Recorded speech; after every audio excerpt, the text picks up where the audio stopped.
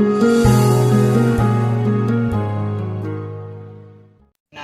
Mataurau Tebin, Mataurau Tebin itu siapa saja yang bisa membaca aswad ini, itulah namanya negeri di bawah angin. Arti daripada aswad kuno adalah lembaran-lembaran Al-Quran, karena Al-Quran dia belum tutu, Al-Quran dia mentulis babak pelipul karena masih tertulis batu dan batang kayu. Olehnya adalah gecok di aswadnya pada kena tuan dibaca aswadnya nyokon anglo di baru angin. Pada Zaid dan Sarif tidak ada kekuatan dan kekuasaan untuk membawa agama. Basa-basi ini diketahuilah oleh raja. Karena dulu di Jeddah ada sebuah kerajaan, nama kerajaannya Gerhara, nama rajanya bernama Fakir Muhammad, mangkubuminya bernama Syekh Ismail. Beliau membawa agama kemari dengan cara membuat 13 buah betra, mengumpulkan 300 orang rombongannya, mengambil segala itulah dan berlayar. Lalu dalam pelayannya berlabuh di Ternate, di Saigon, Sri Lanka, Gujarat, juga beberapa buah benua yang lain. Tidak ada orang yang bisa membaca alfabet tadi. Berlabuhlah di ujung pulau Andalas ini di sebuah dermaga namanya Pantai Tua. Lalu maka dikatakan dalam sejarah masuknya agama Islam pertama melalui di Perlak. Benar sekali, karena kerajaan di Perlak itu namanya Pantai Tua. Bukan nama Perlak bukan nama kerajaan, itu nama batang kayu, itu material betra. Kita dapat melihat di Perlak ada bang betranya, itulah bukti kuat. Kalau kerajaannya namanya Pantai Tua. Lalu beliau mendarat di situ dan menjumpai sama rajanya dengan kata singkat. Berkenalan, mengadakan halnya bawa pembawa titah pada Rasul. Lalu beliau tersebut ini adalah membuka Al-Fatihah untuk disuruh membacanya. Jelas beliau tidak bisa membaca karena dialah raja Hindu. Meninggalkan Perlak, berlayar lagi sampai ke Baru. Namanya Danau Toba. Karena dulu di Medan ada sebuah kerajaan namanya Deli Tua, kerajaan Tua tunduk pada kerajaan Pasai, hingga Deli Tua dibuat berbau istana Pasai. Diangkat seorang rakyat yang jelaya jadi raja bernama Allah Sultan Maimun. Lalu oleh Sultan Maimun minta bantuan kepada Malikus Saleh. Karena rakyatnya di sana sangat batat sekali, batatnya tidak memberikan kerajaan dan juga agamanya, mereka itu selalu ingin duduk menyuruh di gunung sana, ingin menyendiri. Lalu minta bantuan kepada Malikus Saleh karena mereka suka tinggal di istana. Banyak kali peraturan agama, peraturan istana. Lalu dikirim ke sana lah bernama pengawal beliau ini bernama Tuhar. Tuhar tersebut selalu dijuluki dengan nama Singa Raja dan juga Harimau Raja karena beliau pengawal kerajaan sangat bengis. Dikirimlah ke sana tadi Tuhar yang nama aslinya ke sana yang dijuluki dengan Harimau Raja. Sampai ke sana bisa menemukan suku Batak, maka dikatakan Batak dan Singa Raja menjadi pahlawannya, dijuluki dengan si Singa Manga Raja. Kalau orang Padang dasar kata pada menang kerbau, minang kerbau, maka rumah adatnya dibuat penuh kerbau berbulu hijau bagaimana bulu kerbau begitu. Lalu di sana juga tidak bisa membacanya dan meninggalkan sana, berlayar lagi hingga berlabuh di Barus. Berlabuhlah di yang bernama tadi di Muara Pasir. Kita tinggalkan dulu pembawa agamanya, kita kembali dulu kepada kakek Malikus Saleh. Kakek Malikus Saleh namanya Malik Ahmad dan Malik Muhammad tadi untuk mencari rempah-rempah berdasarkan pada zaman selatan. Lalu beliau tersebut masuk kemari batu pulau ini namanya Pulau Perca, lalu berubah nama menjadi Pulau Ruja hingga berdiri lagi dan berdiri beberapa buah kerajaan, berubah nama lagi menjadi Pulau Andalas dasar kata daripada Andalusia. Lalu beliau tersebut tentu saja sudah beranak pinak di sini. Dan Malik Ahmad tadi mempunyai seorang putra diberi nama Muhammad Merah Gajah. Malik Muhammad tadi mempunyai seorang putri diberi nama Putri Betum.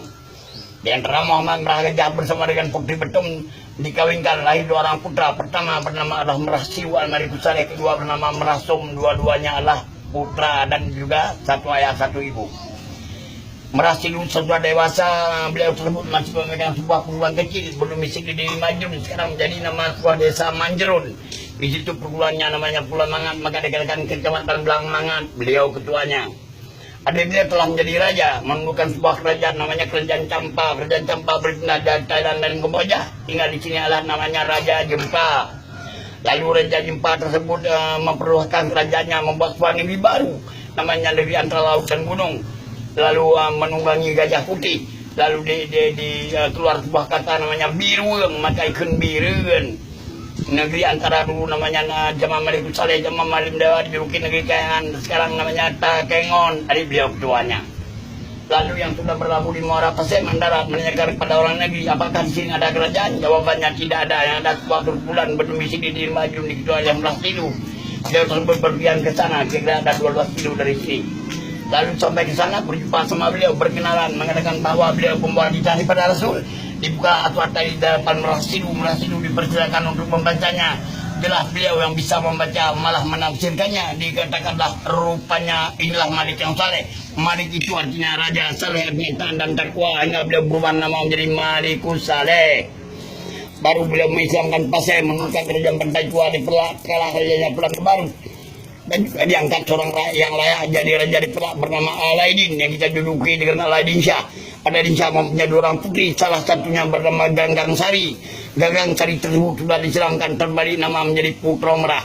Putra Merah dipersembahkan oleh Siti Abdullah menjadi istri daripada Malikus Saleh. Dalam perkawinan ini lahir 2 orang putra. Yang pertama bernama Malik Dahir Al-Muhammad, yang kedua bernama Ahmad, dijuluki dengan Malikul Mansur, juga punya anak 2. Lalu beliau tersebut telah mempunyai 2 orang anak dan oleh Pakir Muhammad jadi raja besar. Dan Pakir Muhammad berpulang ke Jeddah, mengirim kemana sebuah istana kayu yang sangat tinggi dengan menaranya. Jadi istana bagaimana ada Titus.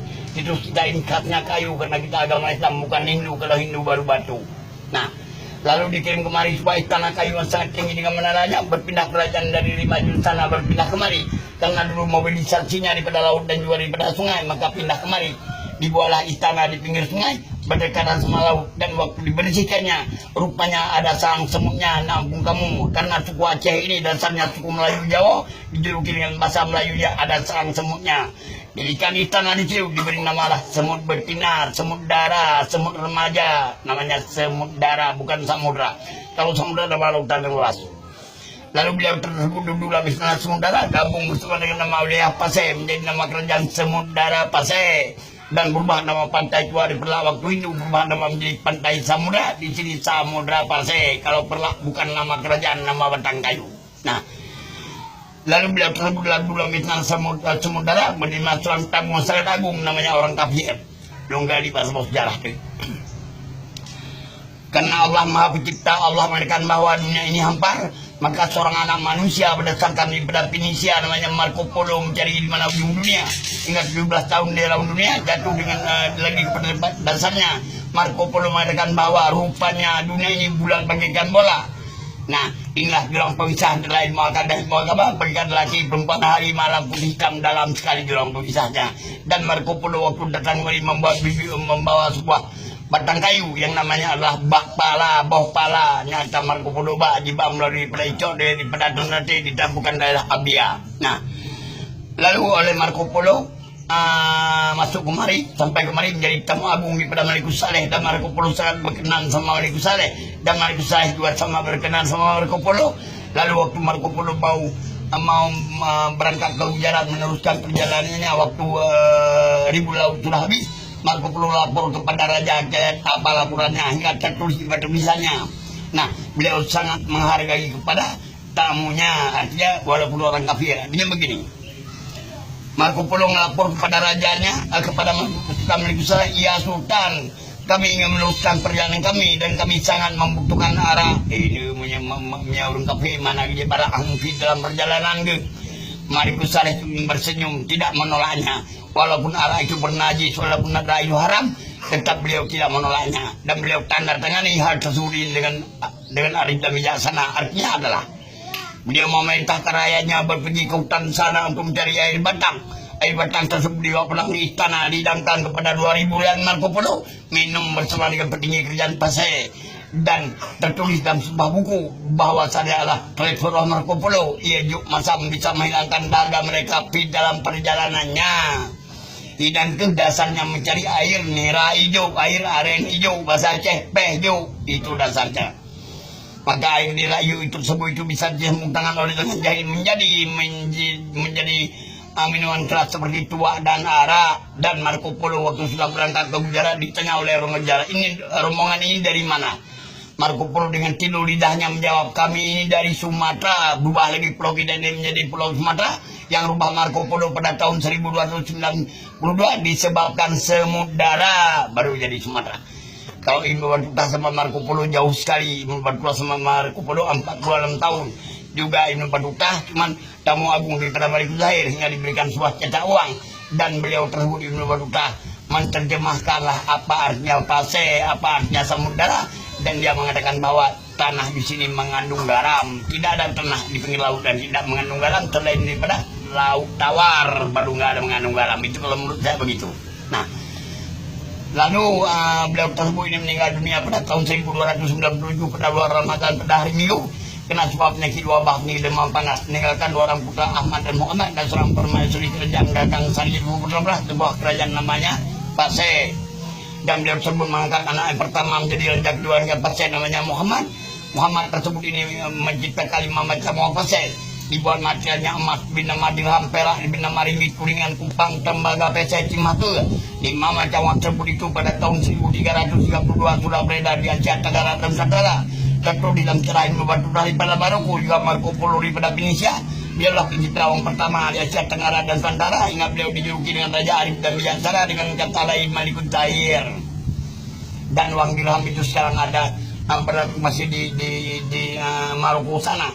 Karena waktu baiknya Ibu Batuta datang kemari ngaji bersama dengan Malikul Tahir, hingga diberikan sebuah cenderamata namanya adalah cetak uang emas. Maka di sana masih berlaku uang dirham, kita saja yang berlaku uang kertas gitu ya. Itulah bedanya karena Indonesia yang merdeka bukan kita. Itu tadi. Dan juga Malikul Tahir telah menemukan sebuah kerajaan namanya di Thailand, dan beliau terbudi hubungan erat bagus sekali bersama dengan Tiongkok. Dan oleh Kaisar Tiongkok bernama Kaisar Ming mengirim kemari sebuah cenderamata yang namanya lonceng terkadunya, dibawa oleh seorang penengah laut namanya Muhammad Laksmana Cengho. Lalu dipaparkan di sini di sebuah masjid di sana Semudara di sini. Kalau di sana istana Takarang, di sini ada 2 istana, tapi orang selalu tahu 1 istana. Nah, lalu sudah dipaparkan ini, sudah hancur ini, baru dipindah ke sana, dari sana baru dipindah ke Banda Aceh. Jadi makanya beliau tersebut ini sudah itu menemukan sebuah kerajaan di Siam namanya waktu dipenuhi oleh raja gitu, dan beliau ini ceritakan syahid dengan cara terdahsyat. Kita bagaimana dahsyatnya meninggal Malikul Tahir, dengan beliau tersebut adalah meninggal dengan cara sakit. Nah, saya gali dalam sebuah sejarah lagi. Di Pulau Jawa ada sebuah kerajaan, nama kerajaannya Kerajaan Majapahit, nama rajanya bernama Hayam Wuruk, patihnya bernama Gajah Mada, waktu zaman Abu Menteri Pencipta Krisampu. Kerajaan Majapahit dengan sumpah palapanya untuk menundukkan Asia Tenggara dan Nusantara, dia tundukkan dulu kerajaan Pasai. Kenapa Pasai itu Asia Tenggara? Dia ingin menyerang sebuah kerajaan, tidak berani kombinasi 3 buah kerajaan menyerang kemari sekaligus. Sampai kemari Said, seorang raja namanya Malikul Tahir, terbunuh oleh Gajah Mada. Tentu supaya tanah siap pasang namanya Semudara. Banyak sekali buktinya. Semuanya yang meninggal ini adalah semuanya suhada meninggal bagaikan masal, bagaikan meninggal tsunami. Alahannya 1, orangnya rabe-rabe terlebih bawah batang kayu sana. Nah, itulah bukti kuat. Dan juga kenapa begitu? Nah, karena orang Pasai lah yang terbunuh, mereka tidak bisa terbunuh karena mereka ada kebalnya, tidak bisa dimakan oleh cedera apapun. Maka sebenarnya orang Pasai yang terbunuh, yang selamat yang meninggalkan kerajaan.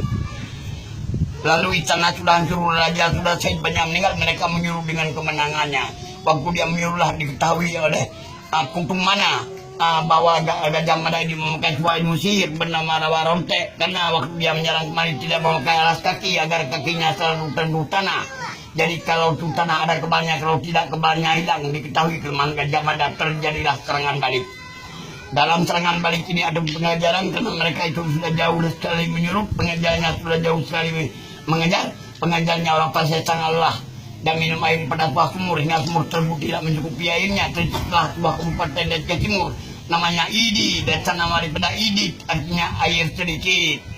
Sedang minum air cukup dan tidaknya dengan terus langsung hingga sampai dia telah langsar dan kuala simpanglah. Di situ meninggalnya Gajah Mada, sudah disiapkan jerat. Lalu Gajah Mada masuk dalam sebuah jerat, ada muka dan berkah. Terjadung dia punya kepala ke bawah, kakinya ke atas, benar tidak menyentuh tanah lagi, benar hilang dia punya kepala. Dia potong punya kepala, dikirim kepada Majapahit. Sampai sekarang Gajah Mada yang ada patung kepalanya. Kalau badannya tidak bisa kita kumikan, kalau kita kumikan tentu tanah dia nggak bisa hidup lagi, maka dimisteriuskan. Jadi maka Gajah Mada orang tidak tahu di mana makamnya. Tercipta sebuah kecamatan lagi namanya Majapahit, dasar nama daripada Majapahit.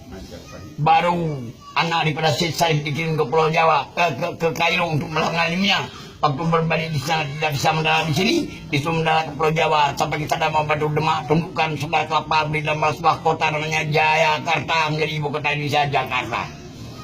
Itu ayah Syed Said, ayah pertanyaan namanya Syed Said itu pernah daripada Rasul. Ya, pernah daripada Rasul karena Nabi kita mempunyai anak Fatimah. Fatimah dikawinkan sama Sayyidina Ali, melahirkan orang putra pertama Hasan kedua Hussein. Hasan meninggal dalam maka racun. Husin meninggal dalam peperangan, tapi telah meninggalkan beberapa orang anaknya, seperti yang bernama Jainuddin, dan juga yang bernama tadi adalah Said Sarif, ayah daripada Fatahillah, cucu daripada Rasul. Dan itu baru dikirim lagi di sini alim ulama di sini untuk membantu Fatahillah memperkembangkan Islam Pulau Jawa, namanya Sayyidina Malik Ibrahim Maulana Ishaq Jainuddin Samsudin diberi nama wali-wali Songo. Kalau Filipina dari Syed Ismail makamnya di samping Masjid Moro. Kalau Syed Abdullah ada di Penangis Selatan di Jeruk Kidul untuk Pasai. Kalau di Malaysia ada Malikul Mansur di Malaka.